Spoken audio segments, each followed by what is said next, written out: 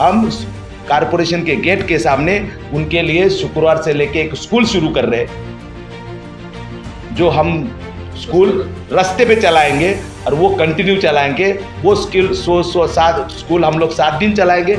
उसके 7वें दिन वो स्कूल यहाँ से हम ट्रांसफर करके, क्योंकि हम लोग मान्यता प्राप्त स्कूल नहीं रहेंगे, उसकी मान्यता लेने के लिए हम मिनिस्टर मुख्यमंत्री के घर के सामने वो स्कूल लगाएंगे मान्यता लेने के लिए, क्योंकि महाराष्ट्र गवर्नमेंट के पास जाना पड़ेगा मान्यता।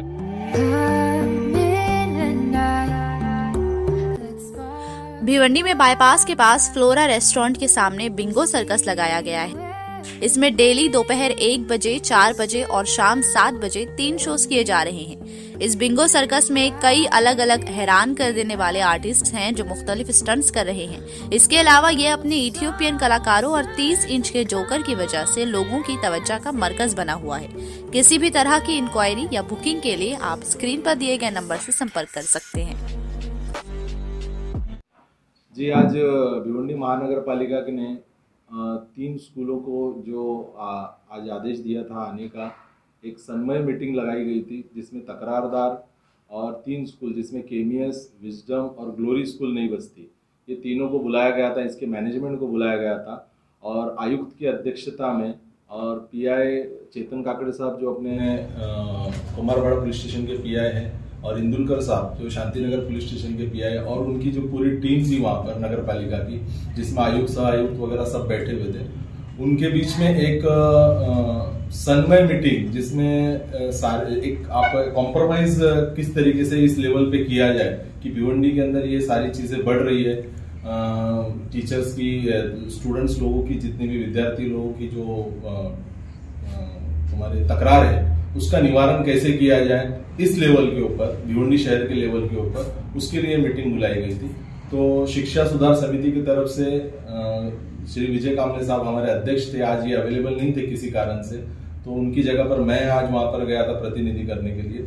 विजडम स्कूल की तरफ से तकरारदार हमारे रेहान अंसारी साहब थे और नवीद बेताब साहब थे केमियस की तरफ से, लेकिन केमियस का मैनेजमेंट आया नहीं और 2 मैनेजमेंट वहां पर आए थे, विजडम की और ग्लोरी की। तो इसकी आज जो भी हुई सुनौनी, आप सुनौनी बोलेंगे, ऑन रिकॉर्ड नहीं, सुनौनी बोलेंगे, सुनौनी हुई, उसके अंदर ये सारी चीजें, बहुत सारी चीजें डिस्कस हुई है, उसके बारे में आज प्रेस कॉन्फ्रेंस रखी गई। तो वहां पर क्या बातें हुई? अभी जो स्कूल के सारे मामला चल रहे हैं फीस को लेकर और दूसरी चीजों को लेकर, तो वहां पर क्या बातें हुई वो बताइए सर। सर, विजडम से रिगार्डिंग तो देखो 6 बच्चों को विजडम वालों ने डायरेक्ट एलसी देकर निकाल दिया है। उस रिगार्डिंग हम लोग की एक पहली तकरार थी वहां पर, और फीस के रिगार्डिंग भी, पीटीए के रिगार्डिंग भी तकरार थी, लेकिन मेन मुद्दा था तत्काल, बोलते अति तातड़ीचा जो मुद्दा होता, वो जो 6 बच्चों को उन्होंने एलसी देकर निकाला और एलसी के पीछे उन्होंने रीजन ये लिखा कि पीटीए कमेटी ने डिसाइड किया है कि इन 6 बच्चों को निकाला जाए उनके गैर वर्तन की वजह से, मतलब वो खराब व्यवहार कर रहे हैं, स्कूल के अंदर मिसबिहेव कर रहे हैं, टीचर्स के ऊपर कुछ ये कर रहे हैं, पेरेंट्स उनको ऐसे सिखा के भेज रहे हैं, ये सारी चीजें थी। तो कहीं ना कहीं हम लोग वहां पे जाकर ये विजडम के स्कूल के मैनेजमेंट के सामने ये हमारी बात थी कि आपने इन 6 बच्चों को निकाला, इसका निकालने का अधिकार आपको है क्या? तो पहला तो ये हमारा क्वेश्चन था। यही क्वेश्चन नगर पालिका से भी था हमारा कि आप लोगों को ऐसे जो भी रीजन उन्होंने दिया, इस रीजन से ये लोग इन बच्चों को निकाल सकते हैं क्या? तो देखा यह गया कि नगर पालिका कहीं ना कहीं लाचार नजर आई हम लोग को। नगर पालिका ने उसके ऊपर कोई रिप्लाई नहीं दिया। नगर पालिका ने हमारे हाथ में एक जीआर थमा दिया 2020 का। उस जीआर के अंदर ये लिखा है कि आपको कोई भी तकरार करनी है तो उसमें नगर पालिका जिम्मेदार नहीं होगा। आपको जो तकरार करनी है, आपको जाकर आपको तकरार समिति, एक तकरार निवारण समिति गठित की गई है 2020 के अंदर, ये शायद वाशी के अंदर है, अभी हम लोग देखेंगे वाशी के अंदर है, वहां जाकर आपको सारी तकरार करनी है। तो हमारे हाथ में ये सारी कोई चीजें है नहीं। कोई बच्चे को अगर निकाला तो मैनेजमेंट का पर्सनल लुकआउट है, आपको जो तकरार है तो आप जाके वहां पर करो, हम लोग उसका निवारण नहीं कर सकते, ये उनका बोलना था। अभी जिन 6 बच्चों को स्कूल से निकाला गया और रीजन ये दिया गया कि बिहेवियर अच्छा नहीं है जी, तो ऐसी उनका कहना है कि ये पीटीए ने डिसाइड किया है, तो इसका कोई रिकॉर्ड है उनके पास कि पीटीए ने डिसाइड किया? रिकॉर्ड तो उन्होंने कोई भी शो नहीं किया, और रिकॉर्ड होगा भी तो पीटीए कोई अथॉरिटी नहीं है किसी बच्चे को स्कूल से निकालने के लिए। सबसे पहली बात, आप शिक्षा से वंचित नहीं रख सकते। 2009 का जीआर है, 6 साल से लेकर 14 साल तक का अगर बच्चा हो आप उसको स्कूल से नहीं निकाल सकते। ये रूल है, ये जीआर है, ये जीआर सारे वो मान्य कर रहे हैं, लेकिन उनका बोलना ये है नगर पालिका की इसकी जो तकरार है वो तकरार यहाँ नहीं होगी। आप लोग यहाँ तकरार मत करो, इसकी तकरार आपको करनी पड़ेगी तकरार निवारण केंद्र के अंदर, जो कि वाशी के अंदर, मुंबई के अंदर है। मतलब कि हमारे बच्चों के साथ में यहाँ पर जो कुछ भी होगा उसके बारे में आपको जाना है 50 किलोमीटर दूर। नगर पालिका कोई भी आपकी तकरार लेने वाली नहीं है, कोई उसके अंदर ये नहीं करे। मेरा मुद्दा बोलने का ये है कि 2019 से तकरार डाली जा रही है, 2019 से लेकर आज तक नगर पालिका उसकी जवाब दे रही है, उसके सुनवाई लगा रही है। तो आज ये जीआर क्यों पेश किया गया हमारे सामने? उसी टाइम पे बता दिया जाता कि बाबा ये इस तरीके का जीआर है, आपको यहाँ पर कोई हल मिलने वाला नहीं है, आपको वही जाना पड़ेगा। आपका बोलने का मतलब ये है कि जो प्राइवेट स्कूल है उनके सामने कारपोरेशन के आयुक्त और कारपोरेशन के जो सहायुक्त वो लाचार बेबस थे। बिल्कुल सर, वो लाचार बेबस या उन्होंने तो सीधे हाथ खड़े कर दिए। उन्होंने तो ये बताया कि हमारी कोई जिम्मेदारी नहीं, हमारे स्कोप में नहीं आता। तो अगर ये उनकी जिम्मेदारी नहीं है तो सिर्फ प्राइवेट स्कूलों के लिए या कि भिवंडी शहर की जो उनके हद में आती है सारे स्कूलों के लिए? अभी तो सर हम लोग ने प्राइवेट स्कूल का मुद्दा था, 3 स्कूलों की सुनवाई थी, तो उस 3 स्कूल के रिगार्डिंग हम लोग ने बात की थी।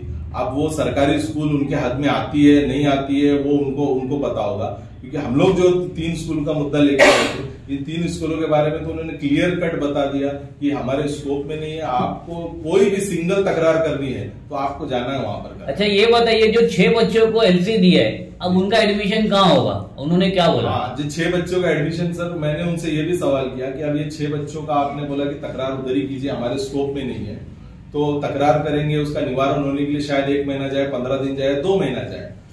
तो उसके ऊपर मैंने सवाल किया, जब तक जो इनका शिक्षा से इनको वंचित रखा जाएगा और ये जो शिक्षा नहीं ले पाएंगे, इतने दिन इनका एजुकेशन का नुकसान होगा, तो इसके ऊपर आपका क्या कहना? उसके ऊपर भी उनके पास कोई जवाब नहीं था।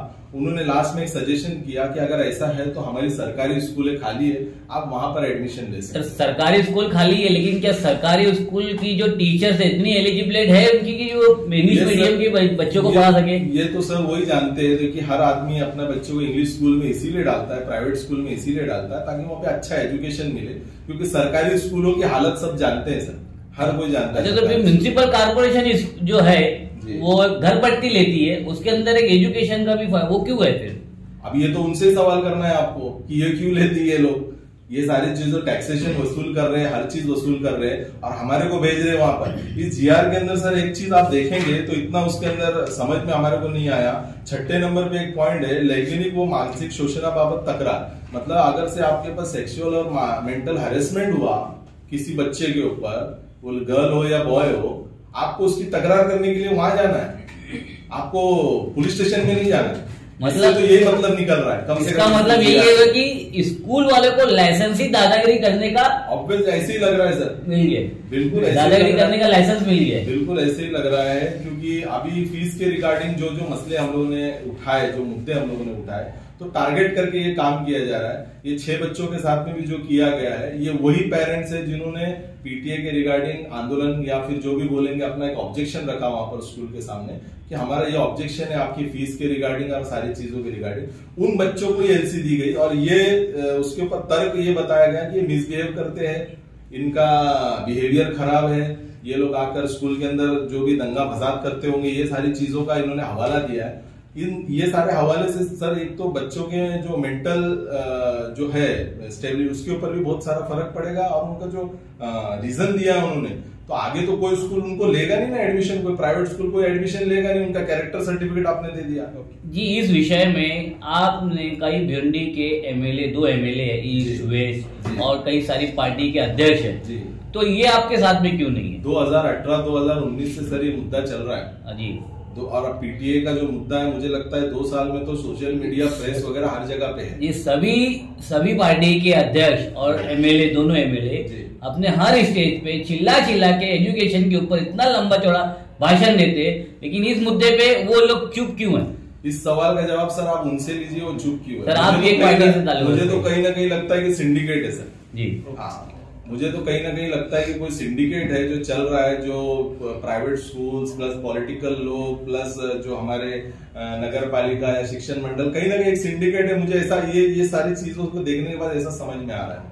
अभी आपको मसला है तो आप गए महानगर पालिका के पास, तो उन्होंने आपको ये जीआर दे दिया, तो क्या ये जीआर उन्होंने स्कूल के मैनेजमेंट को भी दिया है कि आपको कोई मसला है तो आप भी वहां जाकर बात करो, या फिर वो यहीं पर बात करेंगे? सर ये जीआर के अंदर विद्यार्थियों को जो मसला है, स्टूडेंट्स को, उसके लिए भी लिखा हुआ है। संस्था का कोई मसला है, मतलब एडमिनिस्ट्रेशन का उनका कुछ मसला है, उसके बारे में भी लिखा है। स्कूल के अंदर कुछ मसला है, उसके बारे में भी लिखा गया।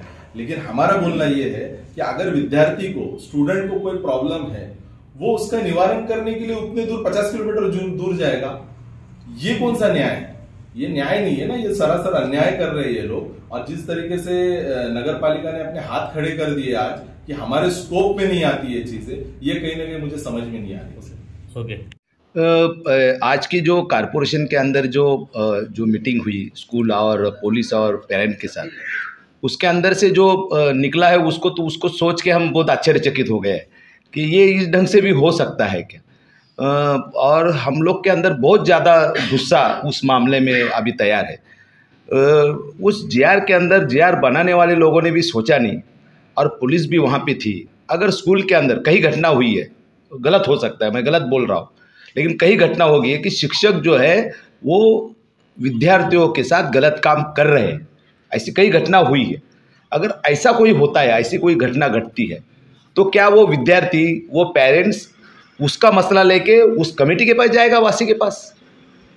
क्योंकि उसका लैंगिक शोषण है। मतलब अगर वो वहाँ पे सेक्सुअल हैरेसमेंट भी अगर बच्चों के साथ होता है तो आप उनसे FIR नहीं दर्ज करवा सकते हैं। आप FIR नहीं दर्ज करवा सकते। आपको वहाँ जाना है। कहाँ जाना है? उस कमेटी के पास जाना है। वो कमेटी के जितने भी पदाधिकारी है, उस पदाधिकारी को सर्वसामान्य आदमी मिल नहीं सकता है, इतने बड़े लोग हैं। ये तो भिवंडी की बात हुई। अगर पालघर जिला में, आदिवासी जिला में कुछ बच्चों को स्कूल निकाल देती है, ऐसी घटना घटी है, वो पेरेंट्स को तो मालूम भी नहीं है कहाँ जाना है। तो ये जो शिक्षा का अधिकार है 2009 का, मुफ्त और सख्ती का शिक्षण का जो है, ये जो कानून बनाया है, इसको मोड़ने का काम, इसको तोड़ने का काम ये सारे अधिकारी कर रहे हैं, ऐसा लगता है सीधा सीधा। तो ये कानून क्या मतलब क्या है? उस कानून का मतलब क्या है?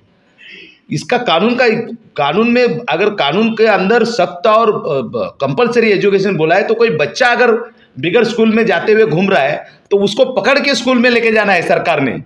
ये काम है सरकार का। उसको तो उन्होंने छोड़ ही दिया। वो तो छोड़, ये मामले में से तो वो उसका तो उस बच्चे का शिक्षा का अधिकार ये छीन रही है, ये स्पष्ट रूप से। और उसको न्याय, वो बच्चे को न्याय लेने के लिए इतने बड़े जगह जाना है उस बच्चे को। मतलब एक तरफ ये सरकार, केंद्र सरकार का कानून है, ये सरकार बोलती है कि इस देश के सारे बच्चे 6 से लेकर 14 तक के सारे बच्चे पढ़ने चाहिए, कंपलसरी पढ़नी चाहिए, उनको मुफ्त में शिक्षा चाहिए, देनी चाहिए। और दूसरी तरफ ये शिक्षण संस्थाएं उनको अगर उठा के बाहर फेंक भी देती है तो सरकार के पास कोई जवाब नहीं है। ये लोग हाथ पे हाथ धरे बैठे रहेंगे। बच्चों को न्याय दिलाने के लिए अगला कदम क्या रहेगा आपका? क्या बिल्कुल हम लोग सारे गुस्से में हैं, इस अधिकारियों के इसके गुस्से में हैं, क्योंकि ये अगर अपनी जिम्मेदारी झटक रही है तो जनता अपनी जवाबदारी जो है, जिम्मेदारी झटकेगी नहीं। हम हमारे शिक्षा सुधार समिति के तरफ से ताबड़तोड़ आज एक मीटिंग करके हमने एक डिसीजन लिया है कि ये जो सारे बच्चे जो स्कूल से हटाए गए हैं, उसके अंदर ये 6 ही बच्चे नहीं, ये हमारे सामने एक लेटर पड़ा है, उसके अंदर एक बच्चा 1.5 साल से स्कूल के बाहर है। उस पेरेंट्स ने 2021 में 22/12/2021 में तकरार की है कि डोनेशन मांगा है, मैंने दिया नहीं, इसलिए मेरा बच्चा को स्कूल से हटाया गया है। 6 महीने के बाद में हटाया गया है। उन्होंने सारे ऊपर लेवल पे लेटर लिखे, वो सारे लेटर कारपोरेशन में आके पड़े हैं और उसके ऊपर 1.5 साल से कोई कार्रवाई नहीं हुई। ये जो बोल रहे हैं ना कमिश्नर कि तुमको अगर पढ़ाने की ताकत नहीं है तो हमारी गवर्नमेंट की स्कूल पड़ी है, हम लोग फ्री में एजुकेशन देंगे। भाई साहब, हमारी ताकत है बच्चों को पढ़ाने की, लेकिन हम जो कमाते हैं वो शिक्षा संस्था को बड़ा करने के लिए, गब्बा करने के लिए नहीं कमाते। हमारा सोच ऐसा है कि गवर्नमेंट ने तय किया है शिक्षा का फी किस ढंग से होगा, उसी ढंग से उस स्कूल ने शिक्षा फी तय करनी चाहिए। वो शिक्षा फी जो उन्होंने तय की है वो गलत तरीके से तय की है, इसका हमारा विरोध है। हम वो ट्यूशन फी देने के लिए, उनकी फी देने के लिए तैयार है, लेकिन उसका तरीका गलत है। उन्होंने जो फी लगाई है वो गलत तरीके से लगाई है, उसके ऊपर सही ढंग से फी लगाओ। इस भिवंडी शहर का हर पेरेंट्स हंसी खुशी फी देने के लिए तैयार होगा।